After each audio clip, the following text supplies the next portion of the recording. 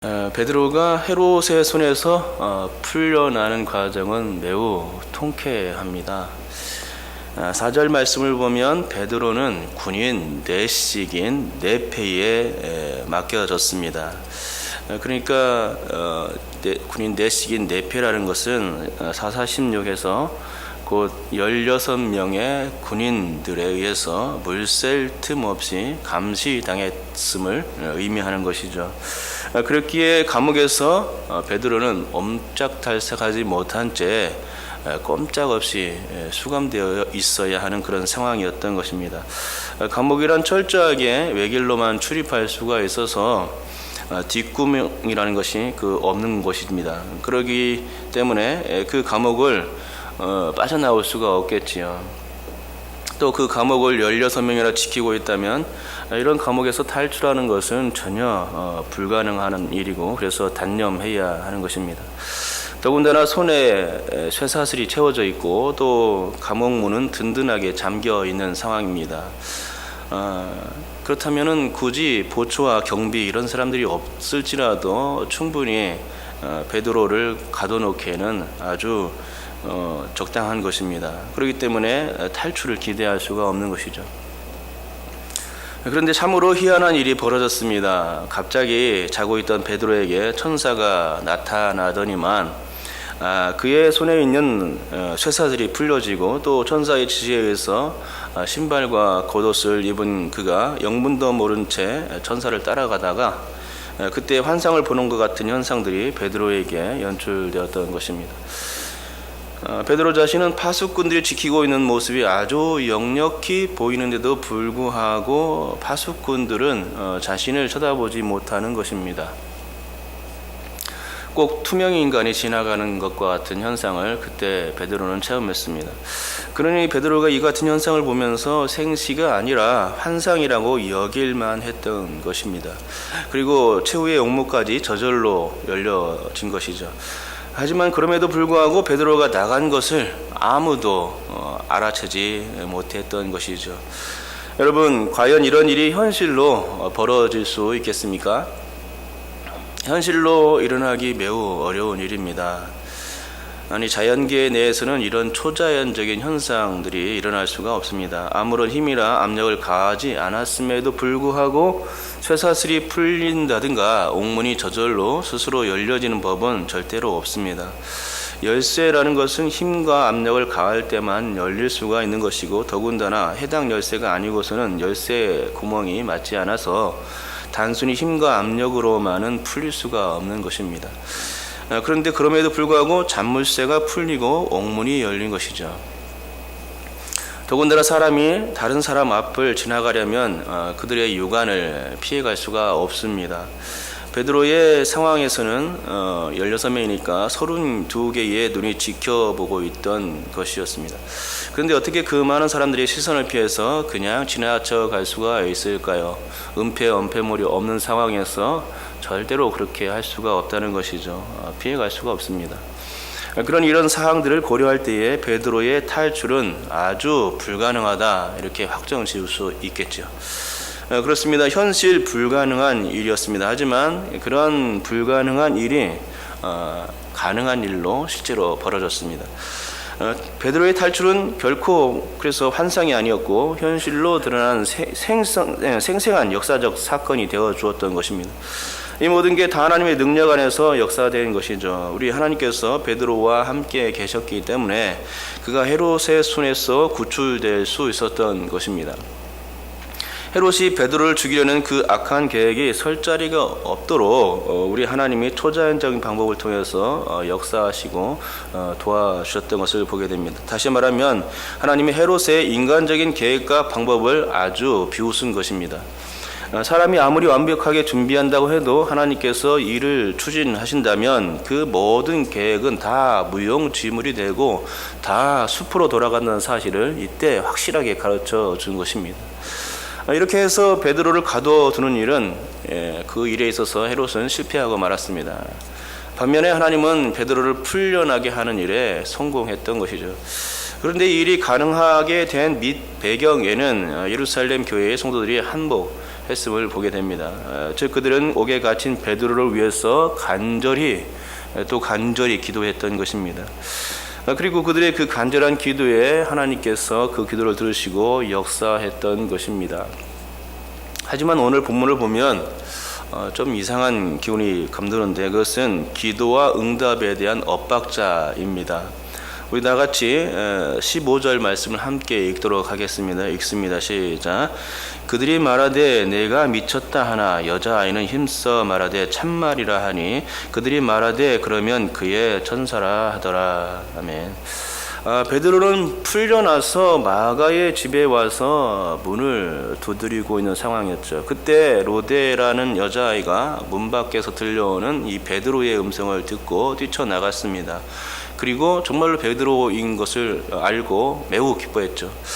그녀는 너무나 기쁜 나머지 문 열 생각도 하지 못하고선 베드로가 문 밖에 서 있습니다 라고 하는 이 전갈부터 전하게 됩니다. 하지만 집안에서 기도하고 있던 다른 사람들은 그 말을 절대로 믿을 수가 없었습니다. 그래서 로데의 말을 신임하지 못한 채 어떻게 말했습니까? 내가 미쳤다 라고 단정적으로 말해버렸던 것이죠. 하지만 로데는 분명히 베드로의 음성을 들었기 때문에 힘써 말했고 그래도 그 말을 믿지 못한 사람들이 어떻게 또 말했습니까? 그러면 그의 천사다 라고 계속해서 로데의 말을 믿어주지 않았던 것을 보게 됩니다. 여러분, 기도해 놓고서 사람들이 응답의 진실을 부정하는 이런 현상에 대해서 여러분은 어떻게 생각하십니까?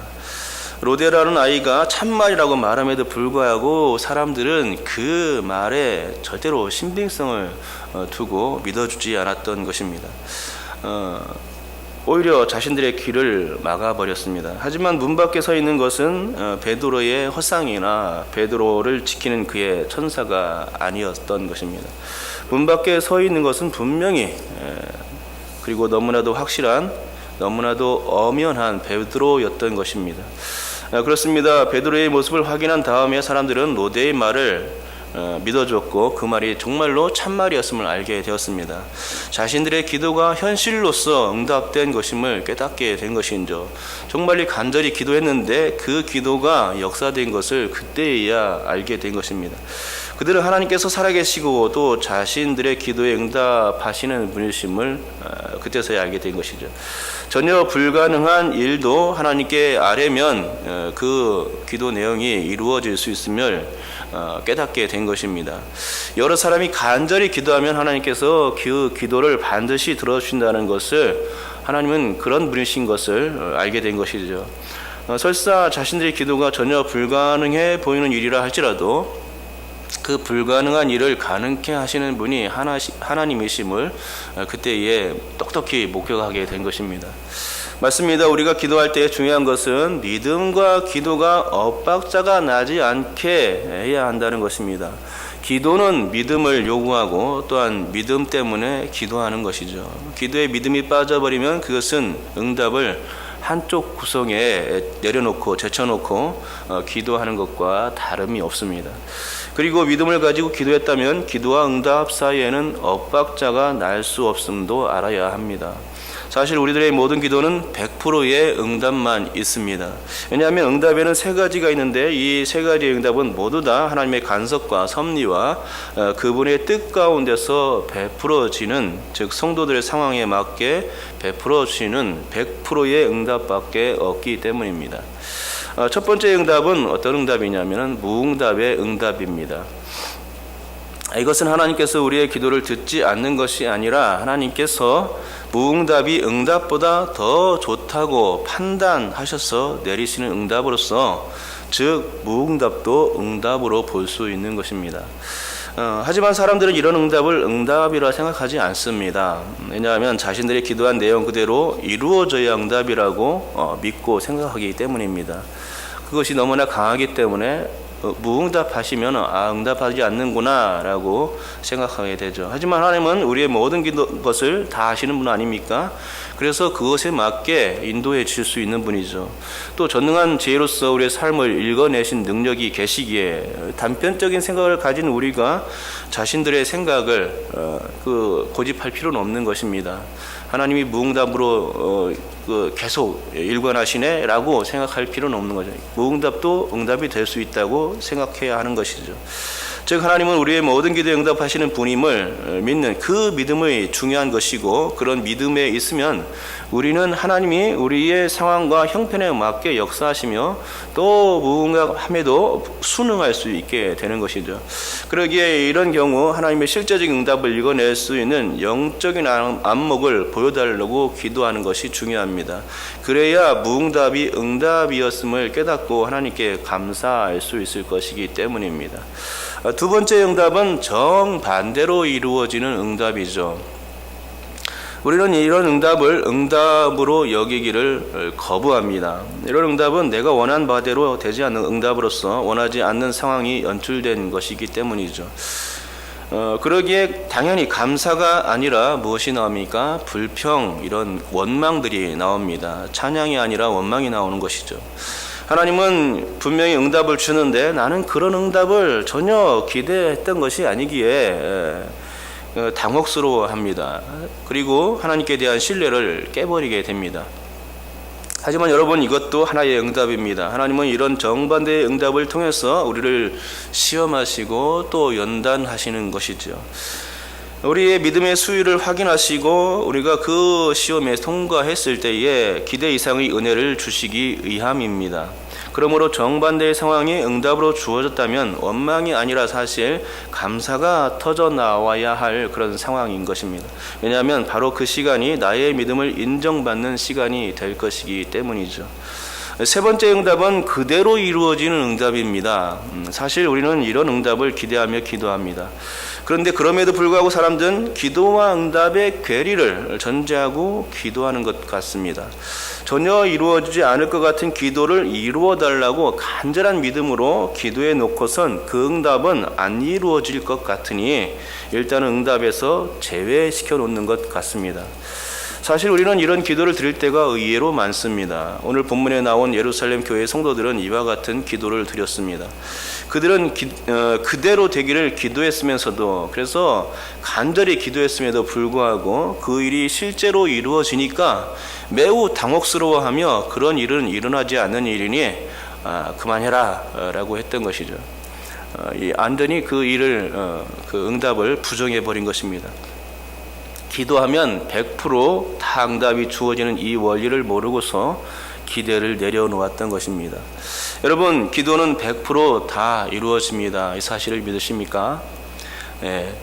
단지 그 형태가 달리 응답될 뿐입니다. 무응답의 응답이든지 정반대의 응답이든지 또는 그대로의 응답이든지 이 세 가지 중에 어느 한 가지 이상의 응답이 있는 것입니다. 왜냐하면 하나님은 성도들을 너무나 사랑하시고 또 우리들의 기도에 응답해 주시겠다고 성경에 똑똑히 너무나도 정확하게 그리고 수차례 누누이 너무나도 확실하게 반복해서 말씀해 주셨기 때문이죠. 기도해라 그러면 주겠다라고 확실하게 말씀을 해주신 것입니다. 그러기에 우리의 기도에 관한 한 하나님은 너무나도 약하심을 알아야 합니다. 성도가 기도할 때마다 그 기도를 들으시는 분이 하나님이십니다. 우리가 기도할 때마다 하나님은 좋은 것으로 내려주실 준비가 되어 있는 것입니다. 그러기에 여러분, 오늘 말씀을 대하면서 기도에 대한 응답이 반드시 실현된다는 것을 깨달으시기 바랍니다. 하나님을 더욱더 신뢰하고 나아간다면 하나님은 그 사람의 믿음을 보시고 그 사람의 상황을 보시고 그 믿음과 상황에 맞게 하나님 역사해 주시는 것입니다.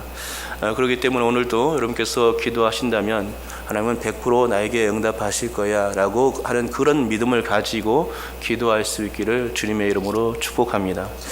기도하겠습니다.